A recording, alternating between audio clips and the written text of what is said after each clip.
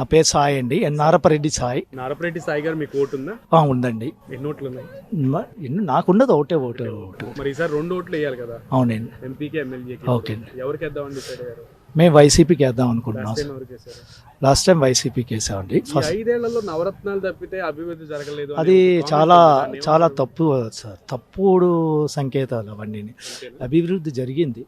Ports ఏంటి, school ఏంటి, దాని తర్వాత హెల్త్ ఇష్యూస్లోనే ఏంటి, కరోనా టైం అప్పుడు చాలా బాగా చేశారండి అతను. Even the prime minister of India అభినందించారు. లేటెస్ట్గా మీరు ఒక రిపోర్ట్ చూస్తే ఏంటంటే పేదరికం అనేది 10.5% నుంచి ఇండెక్స్లో 4.5% దిగింది. నిజంగా అభివృద్ధి అనేది ఏవో రోడ్లు వేసేస్తే వగేరా వేస్తే కాదు, మనుషుల్లో అభివృద్ధి పెంచారు, వాళ్ళు స్టాండర్డ్స్ పెంచారు.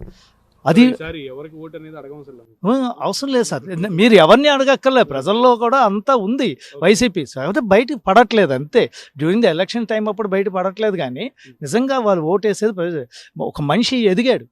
అభివృద్ధి, నిజమైన అభివృద్ధి ఇప్పుడే జరిగింది. ఇండివిజువల్గా మనిషి ఎదిగాడు. నిజంగా నేనేదో ఏదో ఒక పేపర్ చూసి, సాక్షి పేపర్ చూశాను కదా, ద హిందూ పేపర్లో వేశాడు. The paper was in Hindu, the reality.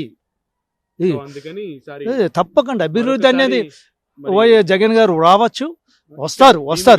భీమిలీలో కూడా అవంతి గారు వస్తారు. అతను కూడా చాలా బాగా చేశారు. పార్కులు ఏంటి, అతను ఎప్పుడు అందుబాటులో ఉండేవారండి. మీరు అందుబాటులో ఉన్నారు. ఫర్ ఎగ్జాంపుల్ ఆ అవతల క్యాండిడేట్ చూస్తే కొన్నాళ్ళ పాటు వాళ్ళ పార్టీ మెంబర్స్గా అందుబాటులో లేరు. ఆ నార్త్లో అసలు కనిపించలేదు. గెలిచిన తర్వాత నార్త్ నియోజకవర్గంలో మనిషే కనిపించలేదు. లేదు, వాళ్ళు ఓల్డ్ పార్టీ మెంబర్స్కే. అతను కొన్నాళ్ళ పాటు కొన్ని పేపర్స్ కూడా వచ్చాయి,